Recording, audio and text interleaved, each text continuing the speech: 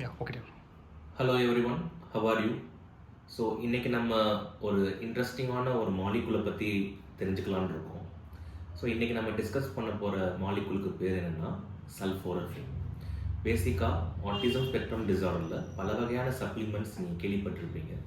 And in addition to behaviour therapy, இந்த மாதிரி supplements வந்து ஓவரால் சிம்டம் இம்ப்ரூவ்மெண்ட்டுக்கு it helps and augments. So அதில் சல்ஃபோரஃபின் ஒரு முக்கியமான ஒரு மாலிகுல் இப்போ ரீசெண்டாக லான்ச் ஆகிருக்கு. ஸோ சல்ஃபோரஃபின்னா என்னென்னா, அது க்ரூசிஃபரஸ் வெஜிடபிள்ஸ், அதாவது இந்த ப்ரோக்கோலி, கேபேஜ் அந்த மாதிரி வெஜிடபிள்ஸில் இருக்கக்கூடிய ஒரு காம்பவுண்ட். அதோட மெக்கானிசம் என்னென்னா ஆன்டி ஆக்சிடென்ட்.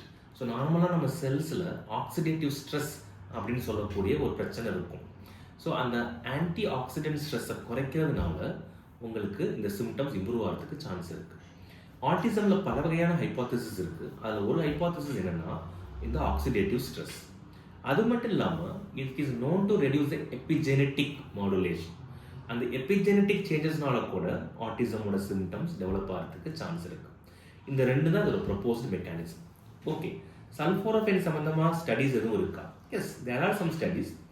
அதில் வந்து which has shown promising results and benefits in children with autism spectrum disorder, பர்டிகுலராக அதோட கோர் சிம்டம்ஸ்.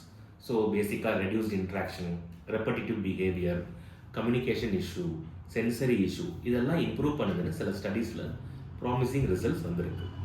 ஸோ இப்போ இந்தியாவில் ஆல்டிபிரெயின் அவைலபிளாக இருக்குது. ஸோ நாங்களும் ஆல்டிபிரெயினை இப்போ ட்ரை பண்ண ஆரம்பிச்சிருக்கோம்.